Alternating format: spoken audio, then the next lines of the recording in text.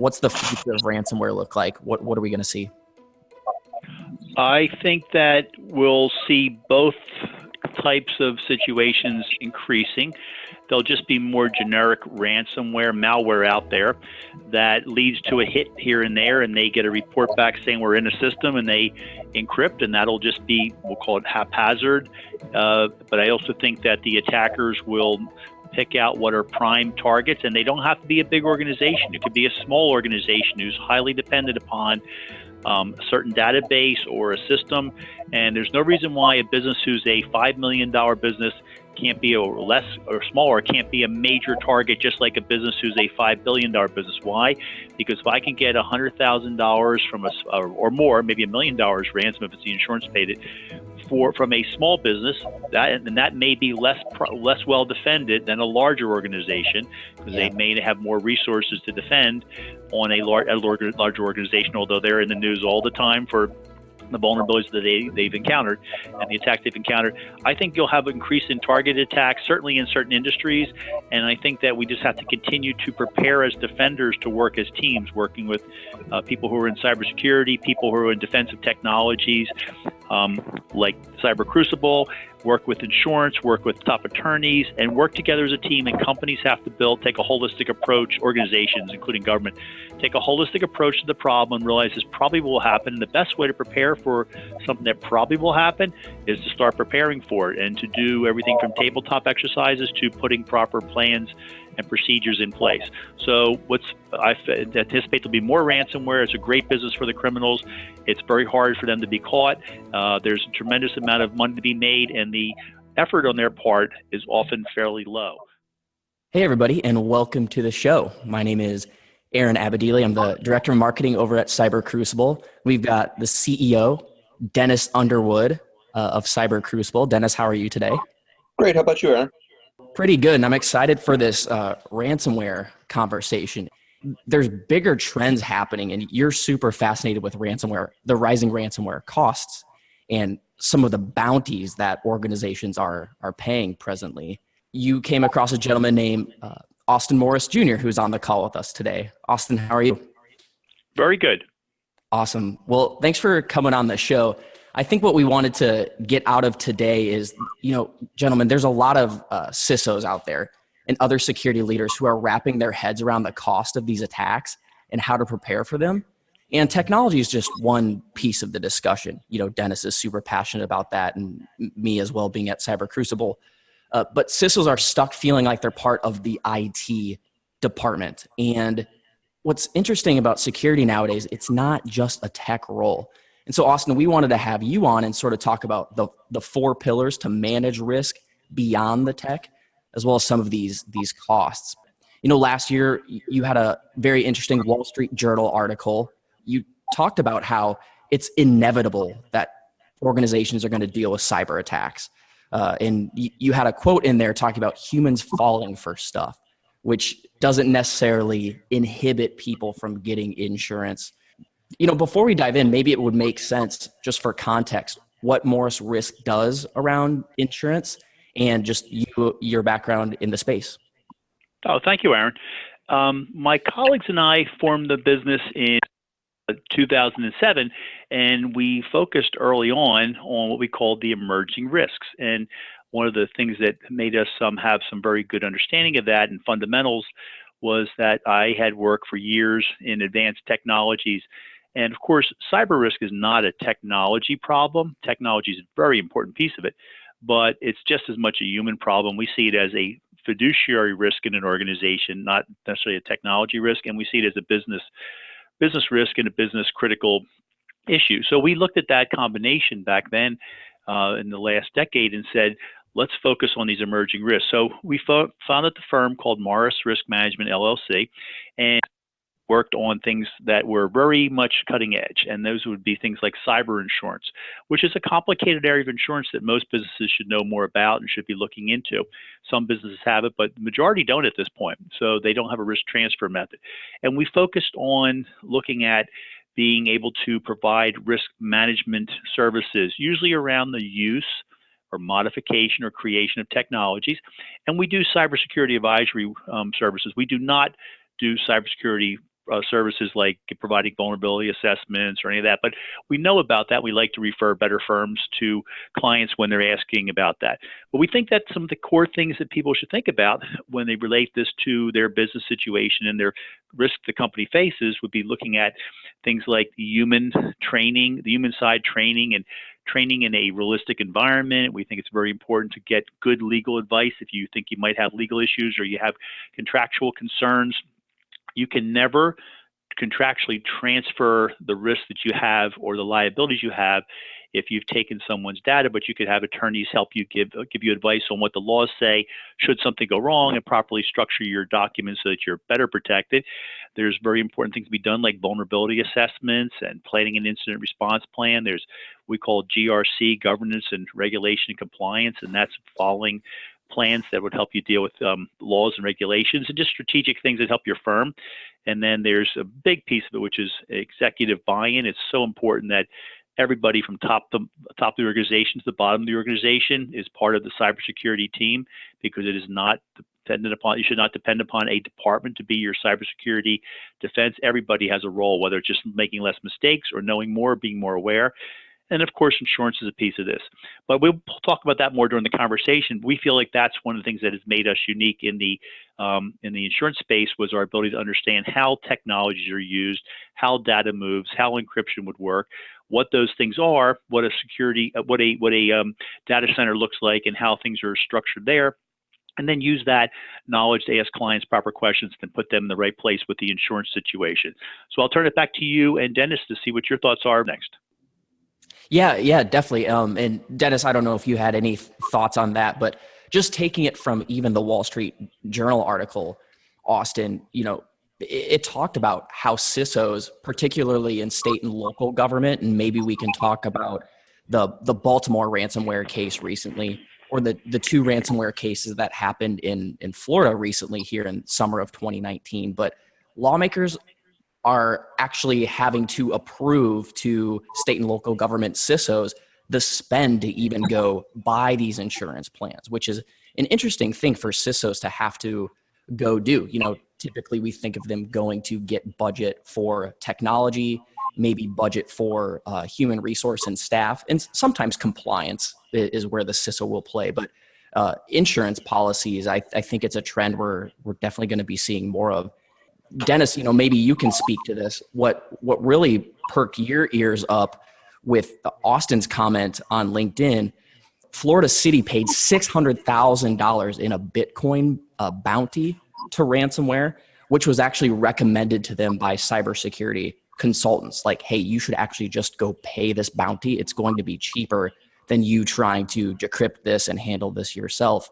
And we're also seeing now the Baltimore ransomware attack. It's up to like $18 million. Dennis, what are your thoughts? Why is this such an important trend that we're paying attention to from the technology side?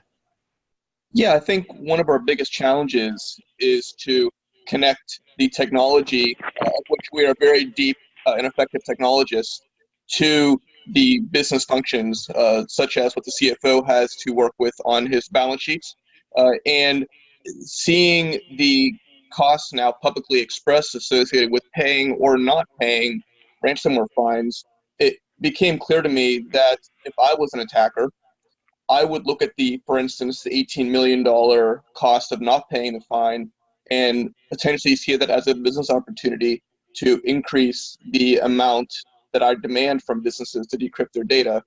I knew that folks that were not technologists, but were more in the cyber insurance or in the business side, would have a much broader view of what the true costs of the business were and would have exposure to that, which is very important to me because, as we already spoke, since Cyber Crucible is tightly focused on having the greatest impact on the highest cost and highest risk activities an attacker would have against a victim, we wanted to make sure that we understood exactly where the highest points of pressure and the highest pain points were for business. And Austin was online, and I'm really looking forward to hearing more information from him about how those how the costs are evolving in a business.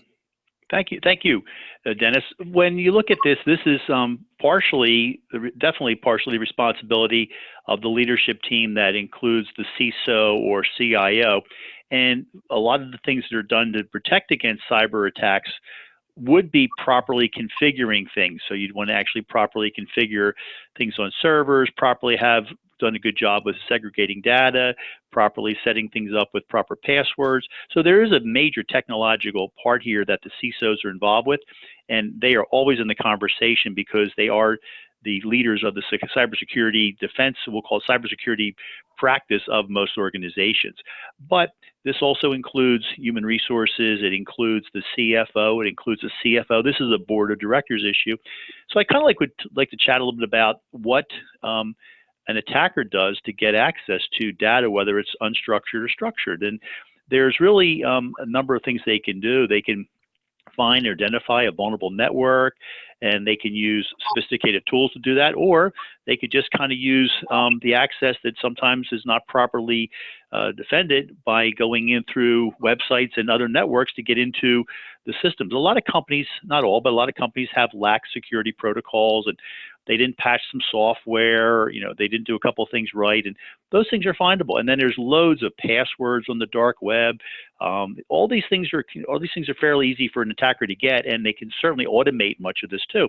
And what you can sometimes do is you can obfuscate your location, so people don't really know where the traffic's coming from. So that's another thing they do. And you can do a lot to once you get into the system to encrypt proprietary data, and then what you do is you often get involved with the encrypting backups, and even sometimes you're encrypting the backups of the backups. So when the moment comes when the company has that oh my gosh moment, or in the case of like Florida City, when they had that moment where they couldn't access their systems, and in Philadelphia right now, part of the court system has been down for a couple of weeks because that's facing a ransomware attack. You all of a sudden realize that you don't have access to the data. And I think a big piece that people haven't thought about enough in advance is not just to fix the problem in a minute, but you have this major business interruption. A person, a company, an organization, whether it be private or public, just can't do their daily work. And then their customers can't do what they want to do with you, whether it's to do a real estate transaction, or whether it's to possibly pay a parking fee, whatever it may be, or to do something else, they just can't do it. So it affects so many people in the community. And the attackers understand that. These are very sophisticated criminals who will know that by putting the pressure organization where they can't perform their services and their customers can't get what they need from the organization, it's a tremendously big problem, because there's that pressure where people say we have to do something. What's that lead to? Well, Aaron talked before about the $600,000 ransom that was paid recently by Florida City, and there's a lot that are paid by other organizations, public and private, that are not recorded known to the public. Why was that one out there? Well, it was actually a public entity. It's a governmental entity, but there's tons of businesses who have been paying these ransoms. People often say, well, let's flip the coin and not pay the ransom and we'll restore everything. But if you can't go to backups and drives have been corrupted or anything else is happening, you're kind of stuck. So that's why this is also definitely a technology problem, and people depend upon CISOs and their departments and their talented teams to do as much as they can to keep everything up to date as far as software and systems and all that. But this is a problem where the human factor is always going to mean that something can happen. And a big problem that goes on is the fact that when you get the ransomware, you have to say, well, how am I going to pay this? So companies often haven't budgeted for that, and that's why insurance is very important, because among the many things that a cyber insurance policy does, which includes things like paying for forensics and paying for legal advice and paying for public relations and maybe paying PCI cards, payment card industry fines and penalties, and also paying other fines and penalties from the governments, is they deal with the handling of the ransomware situation. So I'd like to take a quick moment and just read a few pieces of language from some cyber policies that talk about what they do when there's extortion, and extortion would be your ransomware. So one of the policies I have on my screen says this: we agree to reimburse you for any ransom paid in response to an extortion demand first discovered by you during the policy period of the policy as a direct result or threat to any threat to A, introduce malware or the actual introduction of malware, including ransomware, into your computer systems. B, prevent access to your computer systems or data or any third-party systems hosting your applications or data, including cloud computing providers, reveal your confidential information or confidential information entrusted to you, or damage your brand or reputation by posting false or misleading comments about you on social media sites. That would be one insurance company's definition of extortion. I'll read just one more, and this gives people a flavor for what's in the cyber policies under what we'll call the ransomware section. Again, every single carrier has different language, different definitions. There is no standard across the industry, and I don't see that happening anytime soon, but it's really important to know what these policies can do among the other services they offer. But another one says, cyber extortion means any threat made to an individual or organization against you, expressing the intent to, 1, transfer, pay, or deliver funds or property belonging to you or held by you on behalf of others using a computer system without your permission, authorization, or consent. Access, acquire, sell, or disclose non-public information in your care, custody, or control, provided such information is stored in electronic medium in a computer system and is retrievable in a perceivable form.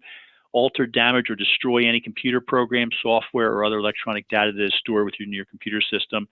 Maliciously or to fraudulently introduce malicious code or ransomware into a computer system, or initiate a denial of service attack on a computer system. The big takeaway for the audience here is that there's many forms of ransomware attacks, also known as cyber extortion. It can happen through a lot of ways, but when it does happen, it's not always just somebody locking you up. Sometimes they intend to destroy your systems after you have decided not to pay, or sometimes they do it anyway. And an important piece here is that the demands have gone up a lot. If you went back 3 years ago, 2 years ago, typically they were asking for $5,000, $10,000, and the idea was to ask a lot of companies for money because you had infected a lot of companies or attacked a lot of companies, and you were collecting money from what we call a lot of donors. Nowadays, they're getting more targeted, and they realize that they have such an ability to do reconnaissance in a network and understand how a company operates and what it values as far as its data and who it's communicating with, because they do that pretty well. They then will say, you'll pay us $1 million. And there are a lot more $1 million requests or demands out there now than there were years ago. That was very uncommon a year or two ago, 3 years ago, but now it's becoming more common, and it's trickling down to smaller businesses. And most businesses have not budgeted for this and are under tremendous pressure. I find that one of the biggest things that clients tell us when they've experienced a ransomware event is how much pressure they're under to get their employees back working again, get their customers connected again, and try to clean up this mess. So that's a big piece of it. So a lot of it's just a big mess that people are trying to deal with, and the interruption is very painful, and it's, of course, affecting government agencies now too. Mm-hmm. Wow, that's an amazing walkthrough, Austin. It's almost what I'm hearing is that the way we need to think about this, if we were to compartmentalize, is there's before ransomware attack happens, there's during, which there's process for handling that, which is probably where some of the technology comes in, like Cyber Crucible and process to help solve the problem during the attack. And then after, because like you mentioned, there are so many things undefined about the fallout of these attacks. Like, yes, we know there's going to be business impact, but we don't necessarily know how organizations are going to fund the fallout of the impact if they pay the ransom, if they don't. This is why insurance in this space exists. And you bring up a good point too that maybe I want Dennis to speak to, which is attacks today in 2019 are much different than what they looked like back in, say, 2017. You know, I think we remember the WannaCry ransomware epidemic. And Dennis, you know, today we see a lot more sophistication in two ways. One, the hackers are, like Austin mentioned, not haphazardly throwing a lot of nets out and hoping something sticks. They're hyper targeting the people at the organizations for the attack. And then two, the actual malware itself is much more sophisticated than 2 years ago. Can you maybe speak to some of those points, Dennis? Yeah, sure. I mean, what we're seeing with the trends is, quite honestly, it reminds me of the maturity growth that occurs in many industries. And just so happens to be this is a criminal enterprise where the quote-unquote good old days where maybe an analyst could come in after a ransomware attack and figure out the encryption key, and maybe it's Doris in accounting or Mike in sales or, you know, Doris in sales, whatever with their workstation, and it was minimal impact, but also, like Austin was saying, minimal cost involved, a little bit untargeted, and an analyst might be able to decrypt the data just based off of some immature cryptography.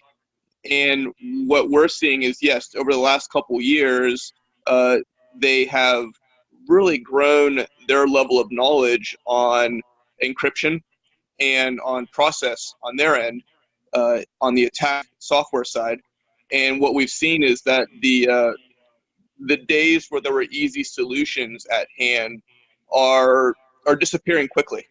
And in our company, we've had to take a really hard look and invest in a lot of research and development to tackle these new, highly mature ransomware tools and ransomware author, activities, these attacker activities, to make sure that we can pivot and grow our tradecraft to match their level. Mm-hmm.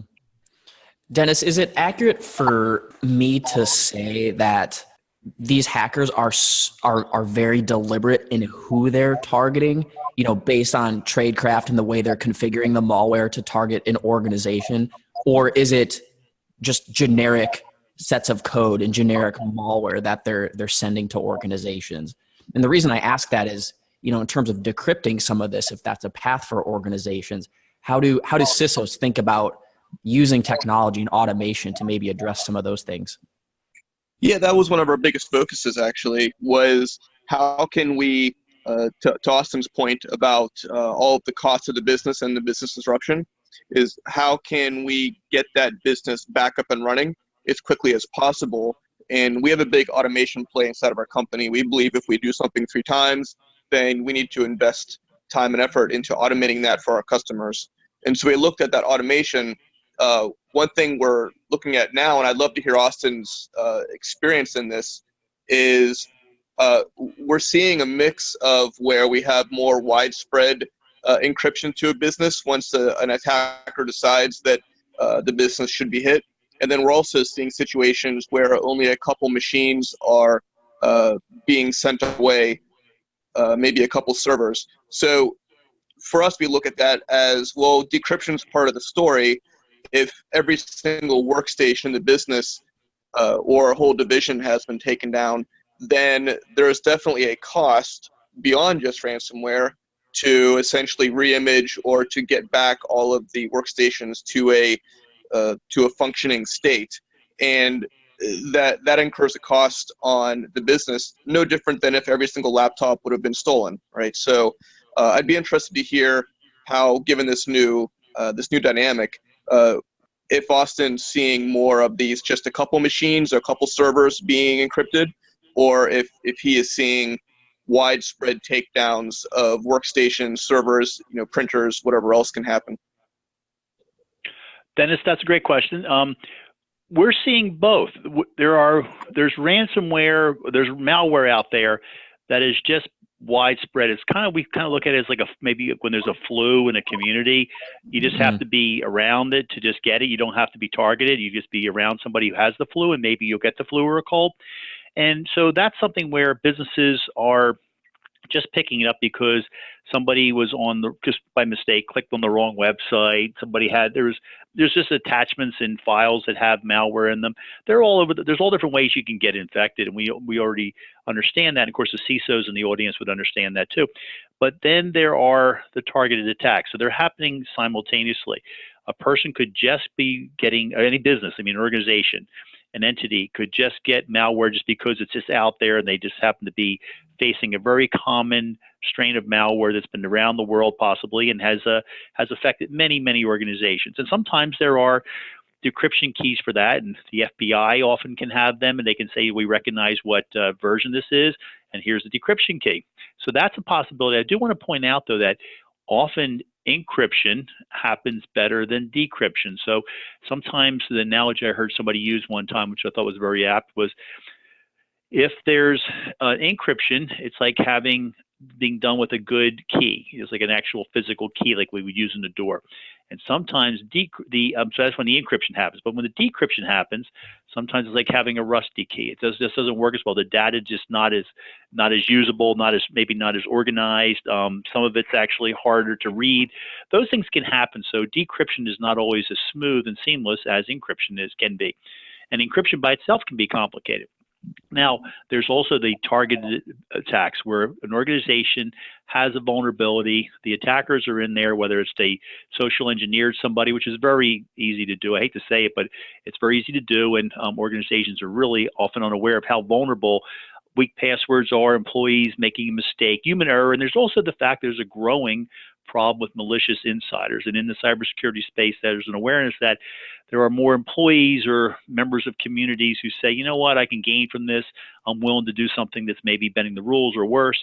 And there's also the fact that humans just plain make mistakes. So now you have something which is a targeted attack. They got in there. They will actually do a mapping of your network. And that's where, going back to Dennis's point, they may say, this is the most valuable stuff this organization has. Everything else is of low interest to us. These are the things we want to encrypt, these particular files, this particular system. And then they get in there. And then they come to the company or the organization, could be government, and say, we have locked up this. You're on the clock now. You owe us this much money. You need to pay. All that gets worked out. The mechanics are often involving lawyers and insurance, incident response teams from the breach response team. We'll call them the cyber response teams, and other people, including company leadership, are talking about, do we pay or not pay? What do the laws say? What do we want to do ethically? What do we think are the workarounds? Are there solutions to get out of this problem without paying? If we do pay, whose Bitcoin wallet's being used, on and on, or not just Bitcoin, but it could be any cryptocurrency. So what happens next is they actually have really squeezed the company because they tore the organization, because they took the most valuable thing from that company, focused on it, and probably did a high quality job of encrypting that data and making it unavailable to the users. And that's what we see. Both are happening, the widespread generic spread of malware leading to ransomware events, and also targeted attacks. And both of them are seeing not only increasing levels of it, but as Dennis was saying before, the sophistication of it in terms of how good they are at the encryption is getting better and better. And in the cyberspace, a lot of the people who we talk to are thought leaders in the cybersecurity space who work for pure play cybersecurity companies, who are working very hard to provide solutions through technology and through training and through everything else they do, are facing a really uphill battle, they say, because the adversaries have access to tools they can share. They can use this almost in the SaaS model, software as a service. There's just many things they can do, and they don't have to play by any rules. So unfortunately, the field's tilted in favor of the attacker more than defender in many cases. What's both terrifying and probably a breath of fresh air, I suppose, in the ironic sense, is if this is becoming so commonplace, Austin, and it is inevitable, how do we change the organization's thinking? Because like you mentioned earlier on in the recording, it trickles down from the board, and it trickles down from all leadership to buy into, how the security team can get ready for this, how compliance can get ready for it, how the technical staff can address it when something happens. Because if, we're talking about this generic ransomware that, just happens to be on the internet, sort of stumble upon, run into it, that's much different than being high value, highly targeted to effectively extort an organization because the most high value pieces were picked. So, and maybe this is a question for both of you gentlemen to wrap up. Two things. If you had one or two big pieces of advice to the CISOs and security directors out there today around this topic, what would it be? And then secondly, where do you see the future of this ransomware problem going? Because like we mentioned, just in 2017, from today to 2019, this has transformed immensely. Where will we be at in 2 to 5 years in terms of dealing with these threats? Aaron, I would say that, and we'll let Dennis be the wrap up. First thing is, a lot of the solutions to these problems are fairly simple. This is a problem where, unfortunately, too many companies have not kept up to date with patching their systems. And maybe they did patch, but they didn't know for sure that it took. They possibly haven't talked to organizations, have talked with their employees and given them training to know what is good, proper cyber hygiene. I think a mindset's out there that a lot of organizations, including government, think that endpoint security will save you from ransomware, and that will not happen because this is not even usually an endpoint issue. So I think if you do a lot of the fundamental things, which is to do some security monitoring, have a vulnerability assessment to understand and identify and then fix and close a lot of your vulnerabilities, to have an incident response plan, so when it does happen, if it does happen, you can respond quickly. You've thought it through. You know what to do. Your organization has this. The last time you want to be learning how to handle a problem is when the problem's happening. So you should prepare in advance. I think that legal advice is important. I mean, this is not a legal focus, number one, but I think legal advice on what to do is good. And insurance is very important. But if organizations would do the following, including government, make sure that users at all levels are aware of what they should and shouldn't do, and to know what looks like a suspicious email, and know how to judge these things and say, you know what, that doesn't look right. And a lot of times the best stories of defense that I've heard in our travels with a lot of businesses have been when somebody just was paying attention, and does not have to be coming out of any executive office. It's just somebody down the line who said, that doesn't look right. I'm going to ask a question before I do something. I'm going to talk to somebody else before I do something. If that would happen, organizations would be much better off. When it does happen, though, the pressures on the attackers did not give you months to gather your money together, and you're under a lot of pressure. And you also can lose clients. So I think that's where a key part where the insurance services are critical. If you've had the problem, the incident response teams from the leading cyber insurance companies, and there's a difference between the great ones and the followers, can help you with handling what to say, the messaging. They have legal teams on there who are giving you advice based on state, federal laws. It could be HIPAA, it could be under the 50 different state laws that around the country. It could be related to something with GDPR, which is affecting controlled by the European Union. There's just a lot of things they can do through the incident response teams. Plus, they can pay the ransom if that's something that's decided to do. They can help with messaging. They can help with forensics. All those things are in a great cyber policy. I think the number one thing is, go back to what you said before, Aaron, the board ultimately is responsible. And when an organization says, well, I think the IT people have this, or the CISO has this, that's a mistake, because this probably, for most organizations, public, private, in the future, if not now, will be the number one vulnerability and threat they face. And to look at this and saying it's been departmentalized, that one department has this, is the wrong approach. It has got to be a team effort, including many stakeholders, and the board has to say, we expect to get reports, and we expect to get feedback, and we expect to know what our posture is, and we expect to know what our plans are, and we figure this will happen. And then make sure you train, increase awareness, and know that a ransomware attack probably will happen, and the organizations who better protected themselves probably can deflect, or they certainly can respond faster, and that's in everybody's best interest. Yeah, that makes a ton of sense. Like Dennis was referencing earlier, even from a financial standpoint, CFO, you got to get involved, because if we are calling this inevitable and we're talking about cyber risk insurance, the investment in this, not just from a cultural buy-in standpoint, but even financial front, like organization, you've got to be providing resources to your technical and security teams on this one. And Aaron, I didn't mean to miss that. One of the key things I didn't say before, but that's because partly what Dennis talks about, and I don't want to overlap with him, but having proper defensive technologies and doing monitoring of systems is very important, okay? And sometimes you can actually catch some ransomware attempts by proper monitoring. So things like looking at your website security, I mentioned before the vulnerability assessments, looking at having maybe a virtual CISO plan. All those things are very, very important. That's Dennis's area, but I just see this as you have to do all of it. But if you do it well and you focus on it and make it a part of the company's culture, that's when you're in your best situation, best seat to protect the organization. That's so cool. It's almost like we'll have to create a checklist of both the technical and procedural things a CISO would need to do. And Dennis, what are your sort of parting thoughts on top two things maybe that CISOs need to go do with respect to the growing ransomware cost, and then preparing themselves maybe from the technology side? Yeah, I think the first, honestly, is a little bit back to basics, where from a security technologist standpoint, where yes, everything that Austin said is absolutely correct. They're not all going to be kept out all the time. It is an inevitable risk, unfortunately, because not all risks can be handled, can be mitigated. That's why risk management exists. And so to the CISOs, of course, in the security community, the job is let's minimize the risks as much as possible, and then let's transfer that risk to possibly an insurance policy, or if they're self-insured or something like that.